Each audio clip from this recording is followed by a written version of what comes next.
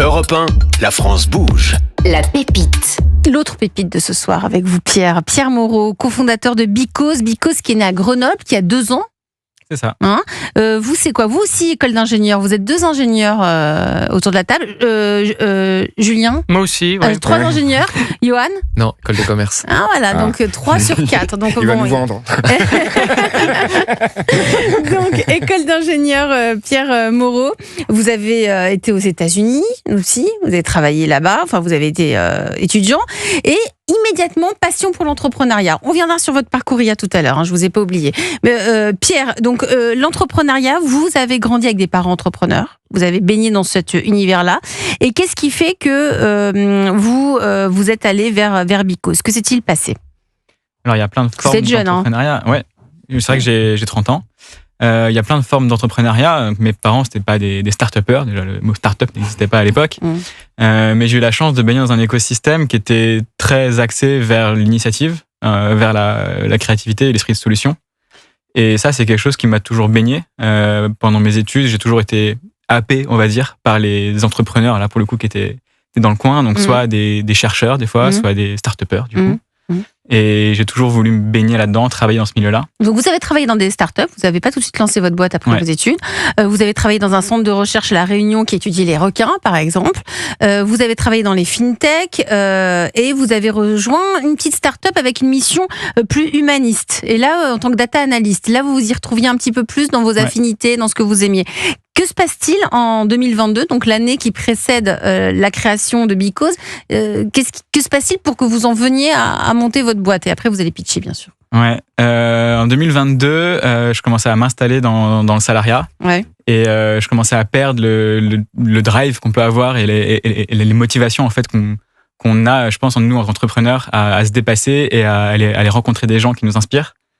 Et du coup, je savais que je voulais monter ma boîte depuis très longtemps. Il me manquait le projet et c'est en fait en cherchant vraiment au fond de moi, au fond de mon éducation, dans mon environnement, j'ai trouvé cette cause de vouloir aider les associations. Parce que vous avez une famille, je crois que votre grand-père travaillait à la Croix-Rouge, c'est ça? Mon arrière-grand-père était un des présidents de la Croix-Rouge, donc typiquement à la fin de la guerre.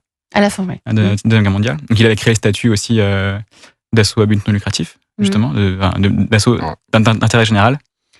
Et donc ça vous a inspiré, vous avez dit j'ai envie de continuer un petit peu à aller dans cette voie-là? Alors j'ai été très sensibilisé dans cet écosystème-là.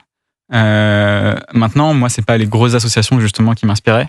Et je me suis rendu compte que la brique que je pourrais apporter, c'est à l'inverse d'aider ce tissu associatif qu'on a en France, qui est d'une richesse folle, qui est un tissu essentiel à notre environnement social. C'est les petites assos. C'est elles qui vous intéressent. Ouais. Et vous aussi, c'est comme Riyad, il y a ce sujet au cœur de vos préoccupations de la transparence. Il y a aussi ça. C'est le même constat que Riyad. Moi, je suis allé justement prendre le problème en allant dans la rue, sur les campus, en allant voir les gens qui étaient au début de ma génération et qu'on disait soi-disant peu généreux. Tu te rends compte que c'est faux. Enfin, on est hyper sensible, hyper engagé et on donne aussi 2,5% de nos revenus. On en a juste moins. Et par contre, c'est un problème de moyens. Genre, si on te demande ton IBAN dans la rue, tu le donnes pas et t'as raison de pas le donner. Ouais. Clairement. Donc, ce souci de confiance, voilà, c'est pas... Franchement, je comprends complètement. Tu donnes pas ton IBAN. Ça doit être un acte volontaire. Je le fais, je le donne, et si je veux redonner, je redonne. Mais le côté, tu me prélèves jusqu'à temps que j'arrête, enfin, moi, je me suis fait avoir pareil. On a tous fait prélèvement mensuel sur des assos. Moi, j'ai fait aussi. Tu t'achètes ta conscience, quoi. Voilà, en échange de l'IBAN. Mais le jeune, il veut plus faire ça. Oui. Il a bien raison. Ouais.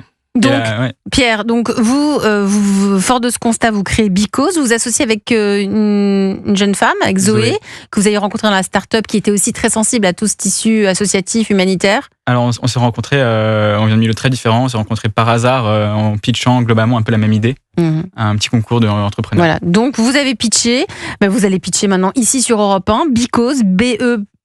Il y a un tiret ou c'est plus... Un espace, et cause, C-A-U-S-E. Vous allez pitcher, c'est quoi? Vous avez 1 minute, c'est à vous. Merci. Alors chez Because, on réinvente la manière de donner en entreprise. Donc concrètement, on va transformer les budgets cadeaux, donc ça peut être marketing, RH, commerciaux même, en dons préfinancés. Ce qu'on appelle du coup cadon. Cadon pour don cadeau. Concrètement, du coup, un collaborateur ou un client qui reçoit son cadon, il va pouvoir le transformer en pack à impact qui va être très personnalisé sur ses valeurs. Dans ce pacte, il y met plein d'actions associatives, donc justement très concrets, et le plus souvent auprès de petites assos locales. Par exemple, avec mon cadon, j'ai choisi de financer des sorties de théâtre pour des seniors isolés, mais aussi de prendre soin d'un hérisson dans un refuge, et aussi de nourrir un élève malgache dans la cantine pendant un mois. Et puisqu'on retrace justement l'impact de toutes ces initiatives très personnelles, on arrive à créer un engagement auprès de l'entreprise qui est complètement partagé et qui fait plus débat. Et ça évite les cadeaux inutiles, tout en profitant de l'avantage fiscal du mécénat. Donc ça permet tout simplement de passer les valeurs à l'action. Merci Pierre Moreau, cofondateur de Because, cercle vertueux aussi là. Ouais. Tout est.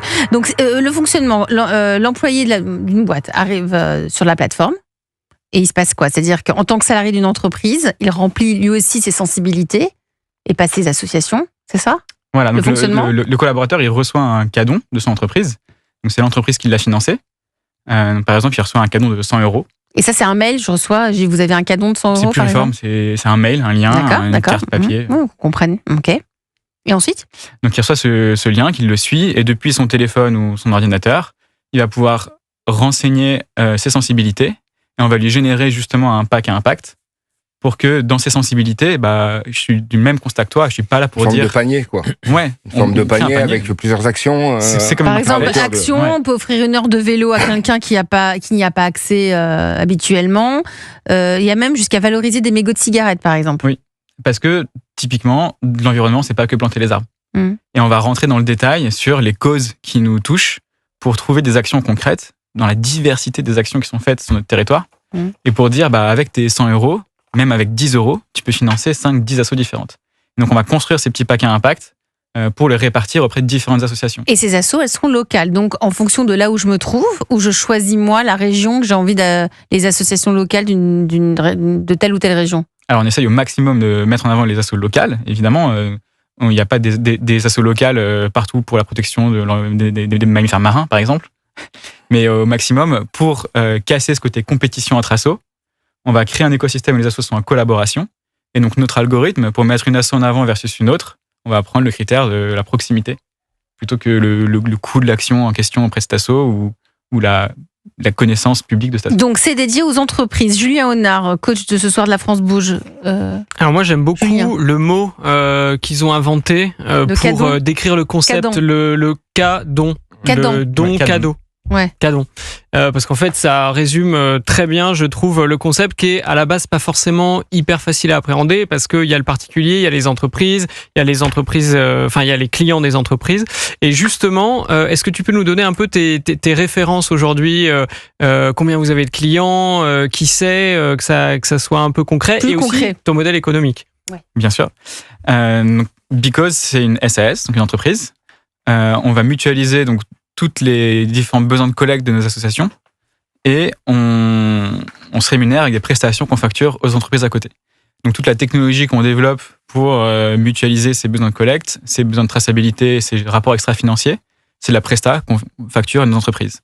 Et donc nos entreprises aujourd'hui, ça va être autant des grands groupes bancaires et on va toujours choisir ceux qui sont les plus éthiques. Donc par exemple là, Crédit Mutuel et Alliance Fédérale, qui nous ont sollicité sur plein d'aspects différents, que ce soit pour remplacer des goodies, de la récompense collaborateur, de la carte cadeau parrainage. Ça nous permet en tout cas d'aller chercher des poches budgétaires qui n'étaient pas forcément du mécénat. Donc c'est l'entreprise qui vous paye ? Oui. D'accord. Donc nous, on collecte de l'argent pour le nom de l'entreprise, on reverse aux différentes associations. De manière très transparente, et on émet les reçus fiscaux correspondants. Et vous prenez pas de commission du coup, vous vous rémunérez sur les services à côté vendus aux entreprises. Prestations à côté, ouais. D'accord, ok. C'est viable ça ? Je m'adresse aux experts. Disons que pour scaler le modèle, comme on dit, à l'échelle, j'imagine que ça tourne sur ton business plan en tout cas, parce que effectivement le risque c'est que c'est long et ça coûte d'aller convertir des entreprises, surtout des grosses, et donc il faut se rentabiliser un peu sur la durée, quoi. Donc voir si les prestations que vous proposez, elles seront récurrentes pour que ça marche sur l'entreprise, ou alors est-ce qu'à un moment il va falloir aussi passer sur une commission sur les volumes de dons, parce qu'en fait vous y couperez pas. C'est une vraie question. Pierre, vous y avez pensé, j'imagine. Bien sûr. Ouais. Alors ça dépend du type de client naturellement. Donc on a des offres plus sur étagère pour des prestations très événementielles, donc il n'y a pas de repeat comme on dit ou de récurrence. où là, on calcule en tout cas la tarification par rapport en montant en tout cas des dons qu'on va collecter. Riyad, quel regard portez-vous sur Because ? Le nom déjà, c'est sympa. Comment on dit, c'est Cadon, le nom. Ouais. C'est Cadon. Il a fait le slogan. Non, mais c'est super. Moi, toutes les initiatives qui ont tendance à convertir et à fluidifier la solidarité, je peux que les encourager. Après, sur le modèle économique, j'entends, sûrement il faudra arriver à une commission à un moment, parce que effectivement, le travail que tu auras fourni une première fois pour aller faire tes frais d'acquisition, il faudra bien qu'à un moment tu le fasses perdurer et puis que ça donne un peu, quitte même à le plafonner à un moment. Mais en tout cas, je pense que ça serait pas mal que tu profites aussi de ce flux que tu amènes à tes petites associations pour pouvoir te motiver. Aujourd'hui, t'es rentable ou pas ? Aujourd'hui, on est rentable, mais on se paye pas encore. Ouais, donc vous l'êtes pas. Donc vous l'êtes pas. Non, mais merci France Travail. Mais ça prendra le temps, mais il faudra vous payer. Merci France Travail. Non, mais oui, c'est important pour démarrer. Ça aide beaucoup l'entrepreneuriat en France. Pierre, vous avez des besoins, donc il faut trouver des nouveaux clients. Visibilité, c'est top. Vous êtes là ce soir, mais il en faut encore plus. Et allez donc chercher ces clients. Julien, je crois que... Oui, en fait, est-ce que vous n'avez pas une problématique commune, alors qui serait aussi commune à d'autres acteurs de votre secteur, c'est les fameux audits de ces associations.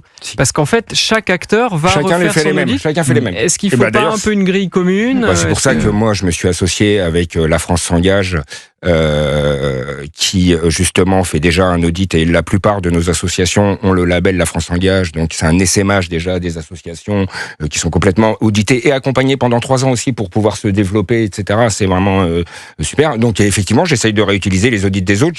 J'en parlais avec Mazella la dernière fois chez DIF, qui me disait putain, on fait les mêmes audits sur les mêmes assos. Avec Captain Cause. Oui, bien sûr. DIF maintenant ça s'appelle, et je dis oui, laisse tomber, on va mutualiser notre truc. Ça sert à rien de les... Et puis en plus, j'aime pas trop ça, parce que les associations, ça sert à rien de les harceler, à leur demander des rapports d'impact tous les mois. Exactement. Pendant ce temps-là, elles font pas leur boulot. Donc moi, ce que je leur demande, c'est qu'elles fassent leur boulot et qu'elles le fassent bien, et qu'on ait des moyens d'audit automatique, quoi. Je pense que maintenant, aujourd'hui, c'est pas un big deal, comme on dit. Donc ce serait ça, en fait, l'idée, pour être plus visible, là, plus de clients. Pour passer un peu tout le secteur à l'échelle, mutualiser les audits, c'est quelque chose d'important, je pense. Et après, sur l'offre, j'ai vu que tu avais 3 offres différentes. Laquelle marche le mieux ? C'est les cadeaux pour remplacer les goodies, c'est sur les RH, c'est sur les primes des commerciaux, c'est sur les récompenses collaborateurs, en tout cas qui est le plus exploité aujourd'hui. Ok. Moi, j'aurais tendance à te conseiller de mettre le focus sur ce qui marche le mieux au départ, le développer au maximum avant de se diversifier sur d'autres offres. Ce qu'on appelle le go-to-market, c'est un peu ma marotte. Ouais, c'est Jean-Marc et Julien. Chaque fois, il y a le mot go-to-market dans les conseils. Mais parce que si on n'a pas ça, en fait, on n'arrive jamais à grossir. Donc, le go-to-market, c'est se concentrer sur l'offre et la cible qui marche le mieux au départ, l'exploiter à fond pour avoir une petite taille critique, on va dire, pour pouvoir ensuite se diversifier. Avoir le loisir de se diversifier.